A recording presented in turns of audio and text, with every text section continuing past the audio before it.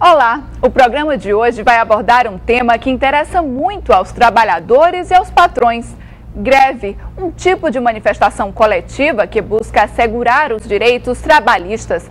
Mas até que ponto os trabalhadores e sindicatos podem usar esse recurso? A greve é um conflito coletivo realizado por trabalhadores que protestam a partir da paralisação do trabalho de forma voluntária e temporária. Geralmente, os trabalhadores fazem greve quando reivindicam aumento de salário, melhores condições de trabalho ou querem assegurar alguns direitos trabalhistas. Vamos ao fato. A Constituição Federal de 1988 consagrou a greve como um direito, mas determinou limites. A manifestação dos trabalhadores e sindicatos deve ser regulamentada.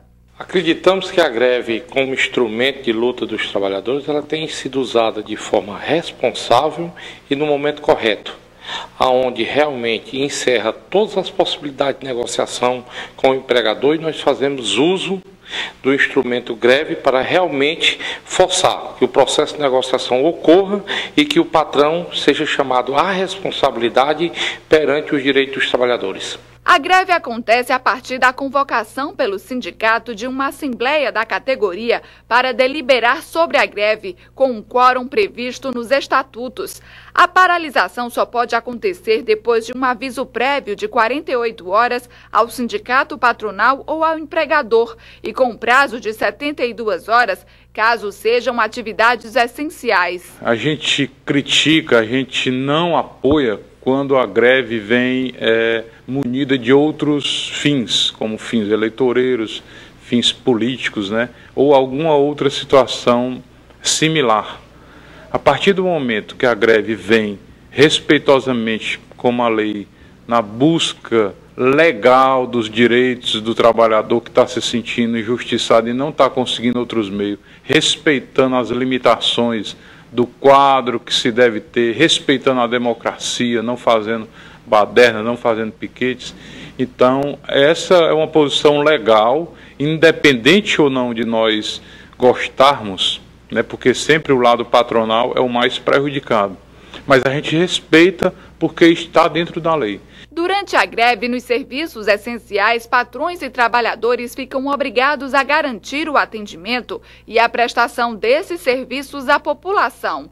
Os grevistas têm direito de utilizar meios pacíficos para persuadir trabalhadores a aderirem à greve, à arrecadação de fundos e à livre divulgação do movimento, mas não podem impedir o acesso ao trabalho daqueles que desejam trabalhar nem causar danos à propriedade. O que nós questionamos, certo, é a regulamentação dessas greves. A meu ver, essa greve não é muito bem regulamentada porque ela não distingue aquilo que é essencialidade do que não é. Então se faz a greve para depois buscar punições, interpretações, e isso a greve já tem feito.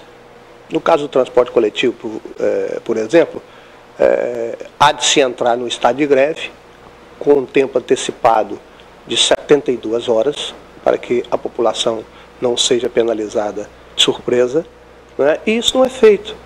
Né? Não é feito para-se o transporte, penaliza-se a população e depois não acontece nada com quem fez. Né? Então, eu acho que ela tem que ter um instrumento de regulamentação, principalmente nos serviços essenciais. A responsabilidade penal e trabalhista é individual, mas o sindicato, como pessoa jurídica, responde civilmente pelo ilícito que cometer, podendo pagar indenização à Justiça do Trabalho. Muitas vezes as pessoas acham que a greve é puxada pelo sindicato. Na verdade, as greves, e para ela ter sucesso, é importante que a greve venha dos trabalhadores. A greve, historicamente, as greves que têm sucesso são as greves que vêm de dentro para fora, não de fora para dentro. Então, a história da greve, ela é fruto de uma insatisfação dos trabalhadores e responsabilidade da greve, eu até diria que é do setor patronal. Nós não podemos negar que há empresa que só entende porque muitas vezes a gente está conversando, tentando resolver o conflito, e eles acham que aquilo não tem importância. No momento que a categoria toma a atitude de parar, aí as coisas começam, muitas vezes, a avançar. E para esclarecer, analisar e discutir o direito de greve e o papel da Justiça do Trabalho na mediação desse conflito, nós convidamos o juiz do trabalho Judicael Sudário de Pinho, titular da Primeira Vara do Trabalho de Fortaleza. Também convidamos a Procuradora Regional do Trabalho da 7ª Região, Fernanda Uchoa, e o advogado trabalhista Carlos Chagas. Procuradora, como é feita a fiscalização da greve e quando a paralisação é considerada ilegal? Essa fiscalização da greve pode ser feita por vários órgãos. Um desses órgãos pode, eventualmente, ser o Ministério Público, no sentido de que toma conhecimento de irregularidades e, a partir daí, pode encaminhar medidas que sejam cabíveis para que seja declarada a abusividade da greve no caso de alguma irregularidade, de não serem cumpridas as regras existentes na legislação própria. Essa fiscalização ela é feita pelos próprios sindicatos, pelo Ministério do Trabalho, pelo Ministério Público do Trabalho. O próprio Poder Judiciário pode tomar conhecimento de irregularidades que estão havendo e vários outros órgãos. Juiz, nós vimos na reportagem que alguns alegam a falta de penalização para aqueles que abusam do direito da greve, né? Isso acontece? Não. Sempre que há o abuso do direito de greve, as penalidades são aplicadas pela Justiça do Trabalho. Exemplo típico dessa penalização foi a atuação da Justiça do Trabalho em relação ao Sindicato dos Petroleiros há alguns anos, que impôs multas pesadíssimas, tão pesadas que, para o sindicato sobreviver, foi necessário que se fizesse uma lei no Congresso Nacional anistiando esses sindicatos dos petroleiros dessas pesadas multas que foram impostas pela Justiça do Trabalho.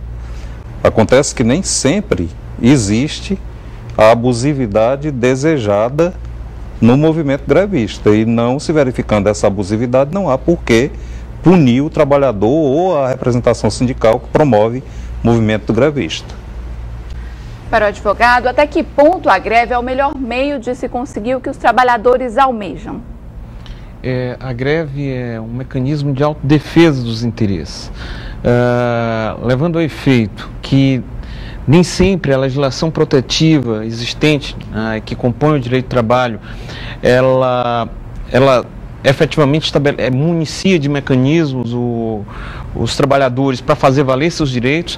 Esse exercício da autodefesa ele se faz necessário, não só para imprimir, conferir eficácia aos direitos existentes na legislação do trabalho, mas também na busca e como meio de obtenção de novas condições de trabalho que venham a qualificar e que venham a convergir para fazer valer o princípio da dignidade humana.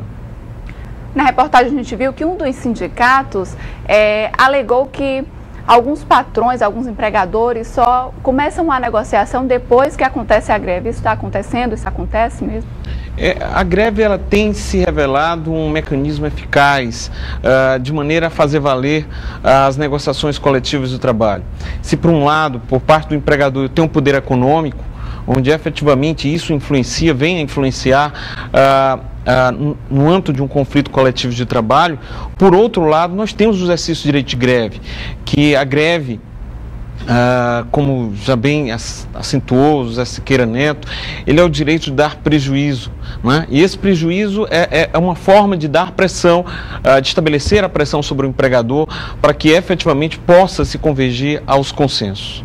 E eu até diria que esse direito de greve hoje, ou o exercício da greve, é imprescindível para que o trabalhador possa obter alguma conquista, seja em relação à condição de trabalho, seja em relação a salários. Porque o dissídio coletivo de natureza econômica, nos dias de hoje, depois da emenda constitucional número 45, ele só pode ser ajuizado de comum acordo entre as duas representações sindicais. Ora, se essas representações sindicais já sentaram numa mesa para tentar negociar e não chegaram a um consenso, muito dificilmente elas vão chegar a esse consenso no sentido de ajuizar